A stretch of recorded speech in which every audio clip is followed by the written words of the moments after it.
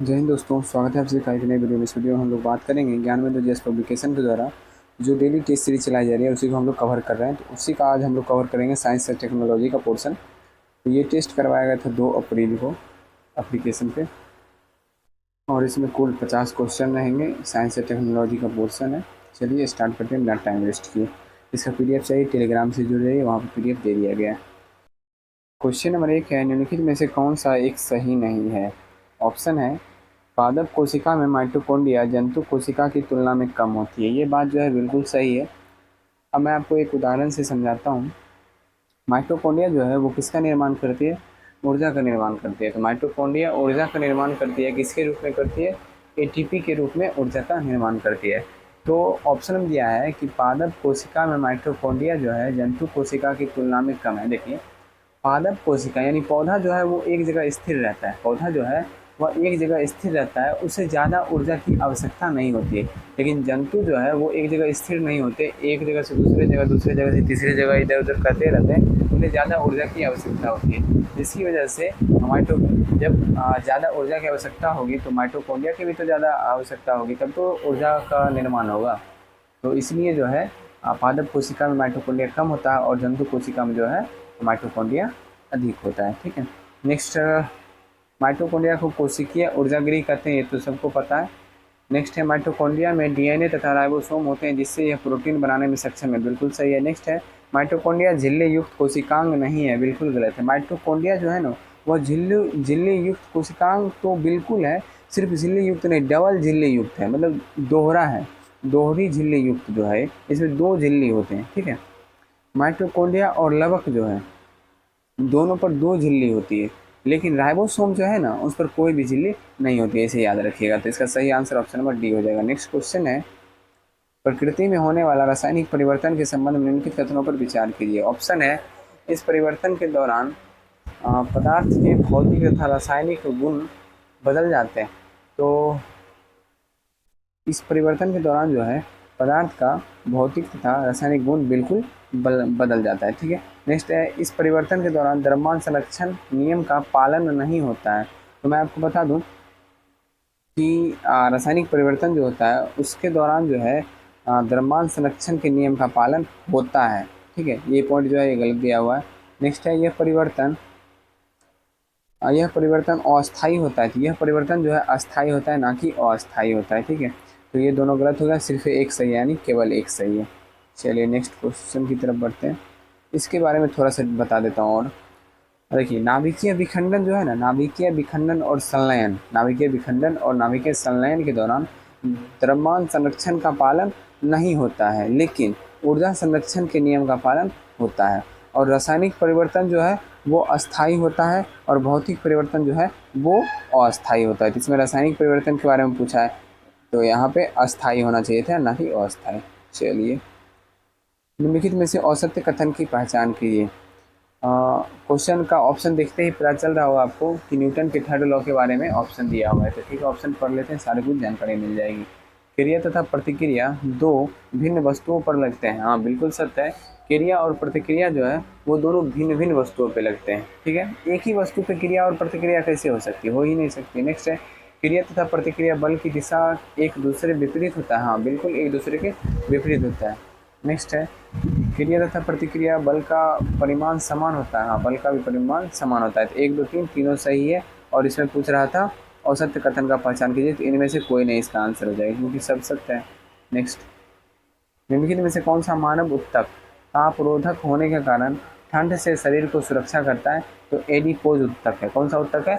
Adipose उत्तक है, जिसे हिंदी में वसा उत्तक भी हम लोग बोलते हैं। जिसे हिंदी में क्या बोलते हैं? बसा उत्तक बोलते हैं। और बसा जो है इसे हम लोग नॉर्मल भाषा में चर्बी बोलते हैं। क्या बोलते हैं? चर्बी। तो आप देखते होंगे गाँव घर में या फिर कहीं भी देखते होंगे, जिनके शरीर में चर्बी होती होगी उन्हें जो है गर्मी ज़्यादा लगता है, और जो मोटा होते होंगे उन्हें गर्मी ज़्यादा लगता है। यही किसके कारण होता है? एडिपोज उत्तक के कारण होता है। नेक्स्ट बढ़ते हैं, एनटीपी पर 2 ग्राम हाइड्रोजन गैस का आयतन कितना होता है? तो एनटीपी पर जो है 2 ग्राम हाइड्रोजन का आयतन जो है 22.4 लीटर होता है। इसका सॉल्यूशन चाहिए। तो देखिए, आप लोग को लगता होगा कि मैं ऐसे ही आता हूँ और वीडियो बना देता हूँ, ऐसा कोई बात नहीं है। मैं खुद भी नोट बना के रखता हूँ, उसके बाद ही आप लोग को बताता हूँ, जिससे कि गलत ना बताऊँ, जो भी बताऊँ कोशिश करता हूँ कि सही ही बताऊँ, ठीक है। तो जिसकी वजह से मेरे पास भी इसका नोट बनाया हुआ रहता है, लेकिन नोट जो है वो हम अपने तरीके से बनाते हैं कि हम समझ पाएँ, ना कि आप लोग के तरीके से बनाते हैं कि आप लोग भी उसको समझ पाएँ। तो इसलिए मैं नोट जो है किसी को प्रोवाइड नहीं करता हूँ, चाहे कोई भी नोट हो, किसी भी सब्जेक्ट का नोट हो। मैं सबको बोलता हूँ कि अपना-अपना नोट बनाना चाहिए, जो अपना नोट जो है अपने तरीके से पढ़ने में बढ़िया रहता है। फिर भी आप लोगों को चाहिए कि नहीं, आप जो बनाए हैं एक बार दे दीजिए। ये होगा कि अगर मेरा नोट आप देखिएगा, उससे आपका न्यूमेरिकल्स जो है वो मेरे नोट में बनाया हुआ रहता है। जैसे ये क्वेश्चन है एनटीपी वाला, ये क्वेश्चन मेरे को नोट में जो है बनाया हुआ है। यहाँ पे बनाने में परेशानी है, लेकिन नोट में तो बनाया हुआ है, तो उससे आप समझ सकते हैं, ये हो सकता है। तो मैं ऐसे तो वो नहीं दूंगा। आप लोग को लग रहा होगा कि ऐसे ही फ्री फ्री में मिल जाएगा, तो ऐसे मैं नहीं देने वाला हूँ। उसके लिए आप लोग को क्या करना होगा, यूट्यूब पे जो वीडियो जो आ रही है, मतलब ये जो वीडियो आप देख रहे हैं, इसको लाइक करना होगा। उसके बाद एक कमेंट करना होगा और वीडियो को एक बार शेयर करना होगा, और उस तीनों का स्क्रीनशॉट लेके मुझे पर्सनली टेलीग्राम पे भेजना होगा, जिसके बाद मैं आपको इसका जो है नोट प्रोवाइड करवा दूंगा, ठीक है। प्रोवाइड करवा दूंगा क्या, मैं अपने से खुद ही बनाता हूँ तो मैं आपको भेज दूंगा, लेकिन मैं आपको बता देता हूँ कि नोट मेरे तरीके से बनाया हुआ, आपके तरीके से नहीं। नेक्स्ट क्वेश्चन की तरफ बढ़ते हैं। निम्नलिखित कथनों पर विचार कीजिए। देखिए अभी टेस्ट चल रहा है, यानी क्विज चल रहा है अपने ही ग्रुप में, सुपर कॉप आरजे में। आप लोग जरूर ज्वाइन किया कीजिए, ठीक है। नेक्स्ट है, निम्नलिखित कथनों पर विचार कीजिए। किसी वस्तु का गतिज ऊर्जा शून्य होने पर उसका संवेग शून्य होगा, बिल्कुल सत्य है। किसी वस्तु का संवेग शून्य होने पर उसमें ऊर्जा संचित रह सकती है, उसमें ऊर्जा जो है संचित रह सकती है, ये बात भी सही है। एक और दो दोनों सही है। चलिए अच्छा ये बताइए, एनटीपी का फुल फॉर्म क्या है। यहाँ पे एनटीपी लिखा हुआ है, इसका फुल फॉर्म क्या है बता सकते हैं। एनटीपी का फुल फॉर्म है नॉर्मल टेम्परेचर प्रेशर। क्या है, नॉर्मल टेम्परेचर प्रेशर। एक सेकंड मैं नेट बंद कर देता हूँ। चलिए आगे बढ़ते हैं हम लोग। निम्नलिखित में से कौन सा कथन शैवाल के संबंध में सही नहीं है। निम्नलिखित में से कौन सा कथन है जो शैवाल के संबंध में सही नहीं है, ये पूछ रहा है क्वेश्चन में। चलिए ऑप्शन पढ़ते हैं, पता चल जाएगा। शैवाल यूकैरियोटिक होते हैं, परंतु इसकी कुछ जाति प्रोकैरियोटिक भी होता है। देखिए शैवाल यूकैरियोटिक तो होते हैं, लेकिन इनकी कोई भी जाति जो है वो प्रोकैरियोटिक नहीं होते हैं। तो यहाँ पे ये पॉइंट गलत हो गया, ठीक है। और एक चीज़ याद रखिएगा, इसमें जो है ना, नील हरित शैवाल के बारे में आप लोग जानते होंगे। नील हरित शैवाल, वो शैवाल नहीं है, वो एक जीवाणु है। क्या है, वो एक बैक्टीरिया है। तो वो जो है ना, वो प्रोकैरियोटिक है, ना कि यूकैरियोटिक है। शैवाल तो यूकैरियोटिक होता है, वो प्रोकैरियोटिक है। ये एक कन्फ्यूज़न रहता है, इसलिए मैं बता दिया हूँ। नेक्स्ट है, पहला ही गलत था, बाकी सब सही है। शैवाल वनस्पति जगत का पौधा है जिसमें प्रकाश संश्लेषण होता है, बिल्कुल सही है। शैवाल की अधिकांश जातियां जलीय है, जो अलवणीय तथा लवणीय दोनों जल में पाए जाते हैं, बिल्कुल सही है। शैवाल का अध्ययन फाइकोलॉजी कहलाता है, सही है। नेक्स्ट, निम्नलिखित कथनों पर विचार कीजिए। बाह्यतम कक्षा में 8 इलेक्ट्रॉन वाले परमाणु अत्यंत अस्थायी होते हैं। तो 8 इलेक्ट्रॉन वाले परमाणु जो है अस्थायी होते हैं, बिल्कुल सही है। नेक्स्ट है, सभी अक्रिय गैस के परमाणु के बाह्यतम कक्षा में 8 इलेक्ट्रॉन होते हैं, ये जो है गलत है। सभी अक्रिय गैस जो बोल दिया ये गलत है। हीलियम में जो, हीलियम के बाह्यतम कक्षा में सिर्फ 2 इलेक्ट्रॉन होते हैं, न कि बाकी जितने भी अक्रिय गैस है उनमें 8 इलेक्ट्रॉन होते हैं, ठीक है। इसका आंसर सिर्फ एक होगा सही। नेक्स्ट है, 1 किलोग्राम और 16 किलोग्राम द्रव्यमान के दो वस्तु की गतिज ऊर्जा का परिमाण समान है, दोनों वस्तुओं के रैखिक संवेग का अनुपात क्या होगा। ये भी क्वेश्चन जो है नोट में आपका इसका सॉल्यूशन मिल जाएगा, जो नोट में आपको दूंगा। लेकिन उसके बारे में आपको पता ही है कि क्या क्या करना होगा। वीडियो को लाइक करना होगा, एक सुंदर सा कमेंट करना होगा, और एक बार शेयर करके तीनों का स्क्रीनशॉट मुझे भेजना होगा टेलीग्राम पे, फिर आपको नोट दिया जाएगा। क्योंकि मैं पर्सनली उस पर मेहनत कर रहा हूँ, तो मैं फ्री में क्यों दूँ। और आपको पसंद है तो आप खुद से बनाइए अपना नोट, और अच्छी बात है। मैं तो अभी भी रिकमेंड कर रहा हूँ कि आप अपने से बनाइएगा नोट अपना, वो बहुत अच्छा रहेगा। बाकी इसका आंसर 1:4 होगा। नेक्स्ट है, राष्ट्रीय वायुमंडलीय अनुसंधान प्रयोगशाला कहाँ स्थित है। तो राष्ट्रीय वायुमंडलीय अनुसंधान प्रयोगशाला जो है वो स्थित है तिरुपति आंध्र प्रदेश में। कहाँ स्थित है, तिरुपति आंध्र प्रदेश में। नेक्स्ट है, कालाजार रोग उत्पन्न करने वाला प्रोटोजोआ लिस्मानिया किस विधि से अलैंगिक जनन करता है। तो लिस्मानिया जो है वो द्विखंडन विधि से अलैंगिक जनन करता है। किस विधि से, द्विखंडन विधि से अलैंगिक जनन करता है। नेक्स्ट क्वेश्चन की तरफ बढ़ते हैं हम लोग। लगभग pH 7 वाले उदासीन जल वायु मिश्रित होने पर हल्का सा अम्लीय हो जाता है, क्योंकि क्यों हो जाता है बताइए। तो लगभग pH 7 वाले उदासीन जल वायु मिश्रित होने पर हल्का सा अम्लीय हो जाता है, क्यों हो जाता है। चलिए एक उदाहरण से आपको मैं बता देता हूँ। जैसे CO2 हम ले लेते हैं, CO2 ले लिए, कार्बन डाइऑक्साइड, इसमें जल मिला दिए, ठीक है, क्या बनेगा पता है आपको? H2CO3। क्या बनेगा? H2CO3। और H2CO3 को क्या बोलते हैं? कार्बोनिक अम्ल। क्या बोलते हैं? कार्बोनिक अम्ल। तो इसलिए जो है ये हल्का सा अम्लीय हो जाता है। तो इसका आंसर हो जाएगा बायो में कार्बन डाइऑक्साइड घुलकर जल से अम्लीय बना देती है। नेक्स्ट, ओम के नियम के अनुसार निम्नलिखित में से कौन सा एक गलत है? तो ओम के नियम के अनुसार जो है 1/r बराबर कॉन्स्टेंट, यही गलत है, बाकी सब सही है। नेक्स्ट, इंसुलिन हार्मोन के विषय में सही कथन को चुनें। इंसुलिन हार्मोन के विषय में जो है सही कथन चुनना है। तो इंसुलिन एक प्रोटीन हार्मोन है जो मानव शरीर में उत्पादित नहीं होता है। इंसुलिन जो है मानव शरीर के अग्नाशय के बीटा कोशिका में उत्पादित होता है। तो ये पॉइंट हो गया गलत, इसमें सही कथन चुनना है। नेक्स्ट है, इंसुलिन एक कोलेस्ट्रॉल प्रेरित हार्मोन है जो मानव को दिया जाता है। इंसुलिन एक कोलेस्ट्रॉल प्रेरित हार्मोन है। इंसुलिन एक कोलेस्ट्रॉल प्रेरित नहीं, प्रोटीन प्रेरित है। क्या है? प्रोटीन प्रेरित हार्मोन है जो मानव को दिया जाता है। तो ये भी गलत हो गया। नेक्स्ट है, इंसुलिन एक फर्स्ट सेकेंड दोनों गलत है। इंसुलिन एक प्रोटीन हार्मोन है जो मानव शरीर में उत्पादित होता है। तो ये जो है सही है। नेक्स्ट, जो इंसुलिन एक स्टेरॉयड हार्मोन है जो मानव शरीर में उत्पादित होता है। ये भी गलत है, मानव शरीर के बाहर स्टेरॉयड हार्मोन उत्पादित होता है, इसे ध्यान रखिएगा। तो ऑप्शन नंबर सी सही है। अगर मृदा में लगातार कैल्शियम सुपरफॉस्फेट उर्वरक का प्रयोग किया जाता है तो मृदा का पीएच मान, देखिए, मृदा में लगातार अगर कैल्शियम और सुपर फॉस्फेट उर्वरक का प्रयोग करेंगे तो मृदा जो है ना वो आपका क्षारीय हो जाएगा। क्या हो जाएगा? क्षारीय हो जाएगा। और क्षारीय का पीएच मान जो है 7 से अधिक होता है, इसलिए आज इसका आंसर हो जाएगा ऑप्शन नंबर ए। आगे बढ़ते हैं हम लोग। एक सरल लोलक की लंबाई दोगुनी कर देने पर लोलक के परिवर्तित आवर्तकाल और मूल आवर्तकाल का अनुपात होगा। देखिए, इसका भी सॉल्यूशन मेरे नोट में आपको मिल जाएगा। अब बाकी आपको प्रोसेस पता ही है कैसे मिलेगा नोट। इसका आंसर हो जाएगा √2/1। नेक्स्ट है, लेकिन नोट मैं अभी भी आपको बता रहा हूँ वो मेरे तरीके से बनाया हुआ है, आपके तरीके से नहीं बनाया हुआ है कि प्रत्येक चीज़ आप समझ ही जाइएगा। हाँ, ये होगा कि आप उसमें से मुझसे जो भी पूछिएगा मैं आपको क्लियरली बता सकता हूँ, ठीक है। निम्नलिखित में से कौन सा कथन सही नहीं है? कौन सा कथन है जो सही नहीं है, ये पूछा गया है क्वेश्चन में, तो बताइए कौन सा कथन सही नहीं है। चलिए पढ़ लेते हैं, ऑप्शन पता चल जाएगा कौन सा सही नहीं है। हार्मोन एक जटिल कार्बनिक पदार्थ है, ये सही है। हार्मोन का निर्माण जंतु तथा पौधे दोनों में होते हैं, बिल्कुल सही है। हार्मोन का कार्य संतुलित विकास को उत्प्रेरित करना है, बिल्कुल सही है। वृद्धि हार्मोन केवल पौधा में होता है, बिल्कुल गलत है। वृद्धि हार्मोन पौधा एवं जंतु दोनों में होता है, तो यही गलत हो गया। तो यही सही नहीं पूछ रहा था, यानी गलत ही पूछ रहा था। ध्वनि के संदर्भ में निम्नलिखित कथनों पर विचार कीजिए। ध्वनि एक तरंग है, सही है। ध्वनि एक ऊर्जा है, ये भी सही है। ध्वनि विद्युत चुम्बकीय तरंग है, बिल्कुल गलत है। ध्वनि अनुदैर्घ्य यांत्रिक तरंग है, बिल्कुल सही है। तो 1, 2, 4 ये सही है। नेक्स्ट, एक कार बेंगलोर से चलना आरंभ करती है और दक्षिण की ओर सीधी रेखा में 50 किलोमीटर चलती है, ठीक है।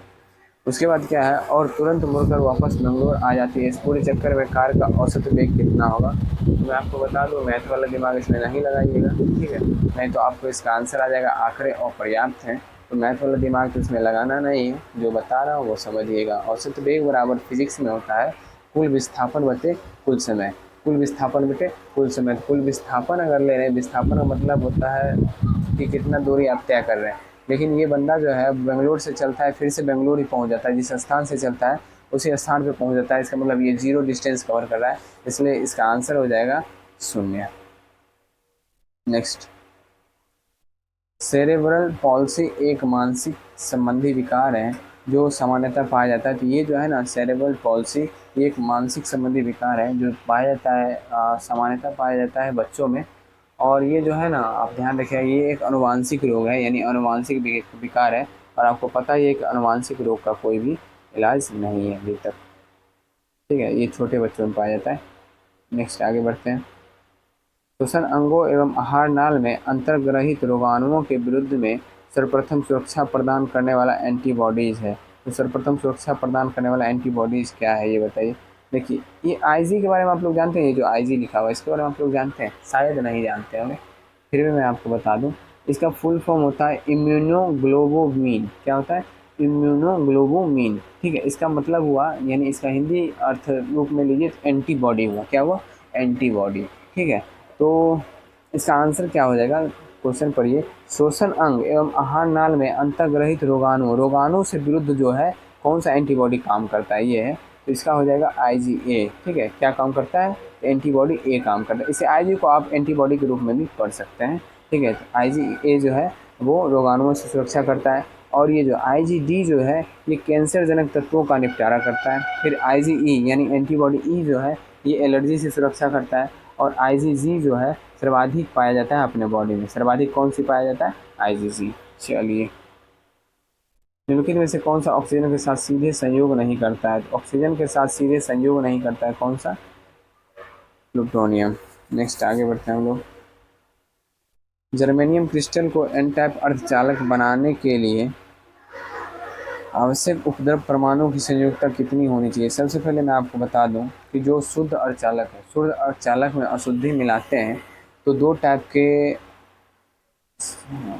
अर्धचालक बनते हैं, दो टाइप के अर्धचालक बनते हैं। एक बनते हैं एन टाइप का अर्धचालक और दूसरा बनता है पी टाइप का अर्धचालक। लेकिन एन टाइप का अर्धचालक बनाने के लिए संयोजकता कितनी मिक्स करनी होगी, और पी टाइप का अर्धचालक बनाने के लिए संयोजकता कितनी मिक्स करनी होगी, ये आपको ध्यान रखना है। तो एन टाइप का बनाने के लिए जो है वो 5, और पी टाइप का लिए 3 संयोजकता वाली, वैलेंसी 3 होनी चाहिए। नेक्स्ट आगे बढ़ते हैं।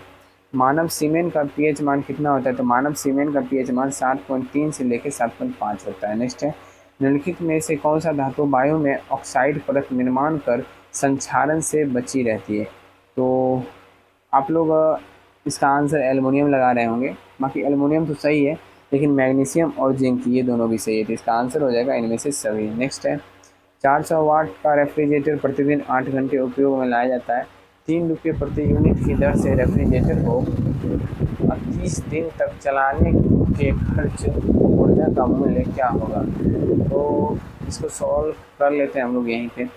ये हो गया 400 वाट, ठीक है। 400 वाट गुना 8 गुना 30 गुना 3 बटा 1000 कर दीजिए, आपको इसका आंसर मिल जाएगा 288 रुपया। आगे बढ़ते हैं। निम्नलिखित में से कौन सा आहार श्रृंखला का निर्माण कर रहा है? आहार श्रृंखला का निर्माण कर, देखिए, घास को मछली खाएगा, मछली को बकरी नहीं खाती, गलत हो गया। घास गेहूँ खाएगा, बिल्कुल गलत है। घास को बकरी खाएगी, बकरी को मानव खा लेगा। चलिए, ऑप्शन नंबर सी जो है श्रृंखला का निर्माण कर रहा है। नेक्स्ट है, S8 में सल्फर की ऑक्सीकरण अवस्था कितनी होती है? तो S8 में जो है सल्फर की ऑक्सीकरण अवस्था कितनी होगी बताइए? तो ये हो जाएगा 0। कितना हो जाएगा? 0। नेक्स्ट है, 50 केजी द्रव्यमान का एक व्यक्ति 300 केजी द्रव्यमान वाले एक नाव से 3 मीटर प्रति सेकंड की क्षैतिज वेग से कूदता है। नाव किस वेग से पीछे की ओर चलना प्रारंभ कर देगा? तो इसे शॉर्टकट में आपको बता दूं, 50 गुना 3 इधर कर लीजिए, और बराबर में आपका आ जाएगा 300। ठीक है, इसको सॉल्व कर दीजिए। 50 से 6 बार में 300, 0.5 मीटर प्रति सेकंड इसका आंसर हो जाएगा। नेक्स्ट है, निम्नलिखित कथनों पर विचार कीजिए। सर्वप्रथम उत्परिवर्तन राष्ट्र नहीं होगा, यहाँ पे शब्द होगा। उत्परिवर्तन शब्द का उपयोग होमो डिविडीज ने किया था, ये तो सही है। उत्परिवर्तन केवल कायिक कोशिका में उत्पन्न होते हैं, बिल्कुल गलत है। उत्परिवर्तन केवल कायिक कोशिका में नहीं बल्कि जनन कोशिका में भी निर्माण होता है, यानी उत्पन्न होता है, तो ये गलत हो गया। तो केवल एक जो है वो सही है, इसका हो जाएगा केवल एक। नेक्स्ट है, विसरण की क्रिया में गैस, द्रव तथा विलय अणुओं का प्रवाह होता है। तो विसरण की क्रिया में जो है गैस, द्रव तथा विलय अणुओं का प्रवाह होता है। उनमें उनके अधिक सांद्रता वाले क्षेत्र में कम सांद्रता वाले क्षेत्र की ओर, तो ये तो सही है। नेक्स्ट है, उनके कम सांद्रता वाले क्षेत्र से अधिक सांद्रता की नहीं, उनके अधिक सांद्रता जो है उससे कम सांद्रता वाले की ओर जाएगी। तो इसका सही आंसर ऑप्शन नंबर ए हो गया। नेक्स्ट है, वनस्पति तेल से वनस्पति घी बनाने में प्रयुक्त तो गैस है हाइड्रोजन। कौन सा प्रयुक्त है? हाइड्रोजन, और इसमें निकेल का प्रयोग किया जाता है, आप लोग जानते होंगे। नेक्स्ट है, कोई पंप 100 केजी पानी 10 सेकेंड में 18 मीटर की ऊंचाई तक पहुंचा देता है। पंप की शक्ति कितनी है बताइए? तो पंप की शक्ति कितनी है ये बताना है।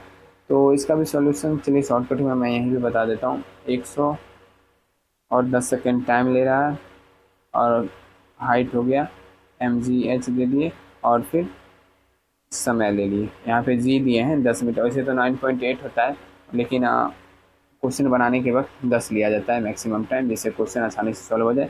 ये हो गया 1800 बटा 1000 हो जाएगा, तो 1.8 किलोवाट इसका आंसर हो जाएगा। क्या होगा? 1.8 किलोवाट। नेक्स्ट, दुधारू गाय में होने वाली मिल्क फीवर का रोग का कारण क्या है? तो दुधारू गाय में जो मिल्क फीवर होती है उसके रोग का कारण है कैल्शियम की कमी। क्या कारण है? कैल्शियम की कमी। नेक्स्ट है, नेक्स्ट क्वेश्चन है, निम्न में से कौन सा रासायनिक परिवर्तन के उदाहरण नहीं है? रासायनिक परिवर्तन के उदाहरण नहीं है, ये पूछा जा रहा है। इनमें से कौन सा नहीं है बताइए?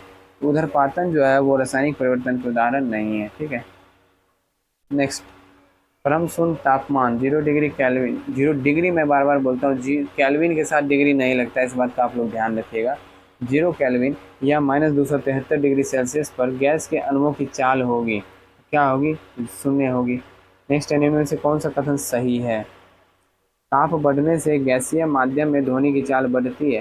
तो ताप बढ़ने से गैसीय माध्यम में ध्वनि की चाल बढ़ती, देखिए ताप बढ़ने से किसी भी माध्यम में, गैसीय हो, द्रव्य हो, ठोस हो, किसी भी माध्यम में ध्वनि की चाल बढ़ेगी, बस इसका ध्यान रखिएगा। नेक्स्ट है, ताप बढ़ने से ठोस माध्यम में ध्वनि की चाल घटती है, गलत हो गया। द्रव माध्यम में ध्वनि की चाल ताप पर प्रभाव नहीं पड़ता है, बिल्कुल गलत है। इसका आंसर केवल एक हो जाएगा जो सही है, बाकी सब गलत है। नेक्स्ट है, निम्नलिखित में से कौन सा विकल्प सही सुमेलित नहीं है? तो गाजर का जर हो जाएगा सही है, आलू तना, भिंडी फल, प्याज हो जाएगा तना, प्याज हो जाएगा तना, यही गलत है, ऑप्शन नंबर डी हो गया। कवकनाशी के रूप में इस्तेमाल करते हैं, यानी इस्तेमाल होता है, क्या इस्तेमाल होता है? तो कॉपर सल्फेट, क्या इस्तेमाल होता है? कॉपर सल्फेट, जिसका दूसरा नाम बोलिए तो तूतिया भी बोला जाता है इससे। चलिए आगे बढ़ते हैं हम लोग अब। नेक्स्ट क्वेश्चन है 40 नंबर, एक पत्थर को किसी मकान की छत से मुक्त रूप से गिरते हुए ज़मीन तक पहुंचने में 4 सेकंड का समय लगता है, तो मकान की ऊंचाई कितनी होगी? मकान की ऊंचाई कितनी होगी? इसका फॉर्मूला मैं आप लोग को यहाँ पे बता देता हूँ, आप लोग सॉल्व कर लीजिएगा या फिर नोट जो दूंगा उसमें सॉल्यूशन आपको मिल जाएगा। तो इसका फॉर्मूला होता है H बराबर UT plus half GT square. क्या होता है? H बराबर UT plus half GT square, ठीक है। इसमें एक पत्थर किसी मकान के जैसे मुक्त रूप से छोड़ रहा है तो यू हो गया 0, यानी यू टी दोनों 0 हो गया, प्लस हाफ इंटू जी का मान 10 रख दीजिएगा और टाइम 4 सेकंड दे रखा है, तो ये देखिए हाफ इंटू 10 इंटू 4 4 या 16, 5 16 25 80, यानी 80 मीटर इसका आंसर हो गया। नेक्स्ट, सफ़ेद रक्तकण का मुख्य कार्य, तो सफ़ेद रक्तकण का मुख्य कार्य क्या है बताइए? इसका मुख्य कार्य रोग प्रतिरोधक क्षमता धारण करना। नेक्स्ट है, इनमें से कौन रेडियो एक्टिव तत्व के उदाहरण नहीं है? कौन है जो रेडियो एक्टिव तत्व के उदाहरण नहीं है? जर्कोनियम, यह एक अर्धचालक है, न कि रेडियो एक्टिव तत्व है। नेक्स्ट है, एक उत्तल लेंस से 30 सेंटीमीटर की दूरी पर एक वस्तु रखी गई है, लेंस से उतनी ही दूरी पर वास्तविक प्रतिबिंब बनता है, लेंस की फोकस दूरी कितनी होगी? इसका फॉर्मूला आप लोग को पता होगा, 1/v - 1/u बराबर 1/f। इस पर आप लोग सॉल्व कीजिएगा, इसका आंसर आप लोग को मिल जाएगा 15 सेंटीमीटर। नेक्स्ट, रेशे उत्पन्न करने वाले पौधे जैसे पटुआ में, और यहाँ पे ट्यूट में, यहाँ पे जूट होगा, क्या होगा? जूट, ठीक है। पटुआ में किस उत्तक की प्रचुरता होती है? तो इसमें किस उत्तक की प्रचुरता होती है बताइए? इसमें होते है दृढ़ उत्तक की प्रचुरता। नेक्स्ट है, एक तत्व में m कक्षा में एक इलेक्ट्रॉन है, इस तत्व का परमाणु देखिए, जब भी m कक्षा में इलेक्ट्रॉन जा रहा है इसका मतलब ये इलेक्ट्रॉन जो है Kl से गुजर चुका है तभी m में जाएगा ना, तो K का हो गया 2 8 और एक m में है तो 2 8 10 11 सोडियम हो जाएगा। चलिए, पृथ्वी से किसी वस्तु का पलायन वेग होता है, देखिए पृथ्वी से किसी भी वस्तु का पलायन वेग समान होगा चाहे उस वस्तु का वजन कितना भी क्यों ना हो। पृथ्वी से किसी भी वस्तु को बाहर भेजना है तो 11.2 मीटर प्रति सेकेंड, 11.2 किलोमीटर प्रति सेकेंड की रफ्तार से भेजना ही होगा, चाहे कितना भी वजन क्यों ना हो, चाहे वो 1 किलो का क्यों ना हो, चाहे वो 1000 किलो का क्यों ना हो, ठीक है। तो इसका आंसर ऑप्शन नंबर सी होगा, समान होगा चाहे वस्तु का द्रव्यमान कुछ भी हो। नेक्स्ट है, मनुष्य के AAXO गुणसूत्र रहने पर क्या होता है? असामान्य मादा होता है, क्या होता है? असामान्य मादा। नेक्स्ट है, यहाँ पे हाँ इस चीज़ को ध्यान रखें, AAXO नहीं AAX0 है, ये क्या है? 0 है, गलती से O लिखा गया है। परमाणु संख्या Z एवं द्रव्यमान संख्या A के परमाणु में इलेक्ट्रॉन की संख्या क्या होगी? तो परमाणु में इलेक्ट्रॉन की संख्या क्या होगी बताइए? ये हो जाएगी Z, क्या हो जाएगी? Z हो जाएगी, क्योंकि प्रोटॉन की संख्या जो होती है उतना ही इलेक्ट्रॉन की संख्या होती है, और जो प्रोटॉन की संख्या होती है वही परमाणु की संख्या होती है। आगे बढ़ते हैं, प्रकृति में धातु पाए जाते हैं, तो प्रकृति में जो है धातु पाए जाते हैं स्वतंत्र अवस्था में भी और यौगिक के रूप में भी, तो ए और बी दोनों हो जाएगा। खाना बनाते समय यदि बर्तन की तली बाहर से काली हो रही है तो इसका मतलब है कि ईंधन पूरी तरह से नहीं जल रहा है। इसका मतलब क्या है? ईंधन पूरी तरह से नहीं चल रहा है। ठीक है, तो आज का सेट यहीं समाप्त हो गया। आशा करता हूँ सेट पसंद आया हो। सेट पसंद आया है, वीडियो को लाइक कर दीजिए, चैनल पे नए आए चैनल को सब्सक्राइब कर लीजिए और उन दोस्तों को ज़रूर शेयर कीजिएगा जो इसे ख़रीद के नहीं पढ़ सकते। मैं ख़ास करके उन्हीं के लिए वीडियो बनाता हूँ जो ख़रीद के नहीं पढ़ सकते हैं। ठीक है, तो शेयर कर दीजिएगा, मुझे पता है। बाकी आपको नोट चाहिए तो आपको प्रोसेस पता है कि नोट कैसे मिलेगा, लेकिन मैं आपको फिर से बता देता हूँ, आप अपना पर्सनल नोट बनाइए जो सबसे ज़्यादा बेहतर होगा। वैसे मैं सारा पॉइंट आप लोग को बता ही देता हूँ, आप अपना पर्सनल नोट बनाइएगा तो वो बहुत ज़्यादा ही बेहतर होगा आप लोग के लिए। ठीक है, हाँ, लेकिन नोट चाहिए मेरा बनाया हुआ, तो मेरा बनाया हुआ मेरे तरीके से बनाया हुआ, उसमें आपको बहुत कम समझ में आएगा। आप फिर भी न्यूमेरिकल्स थोड़ा बहुत समझ सकते हैं आप लोग, और बाकी आप अपना नोट बनाइए। ठीक है, तो चलिए मिलते हैं नेक्स्ट वीडियो में। जय हिंद।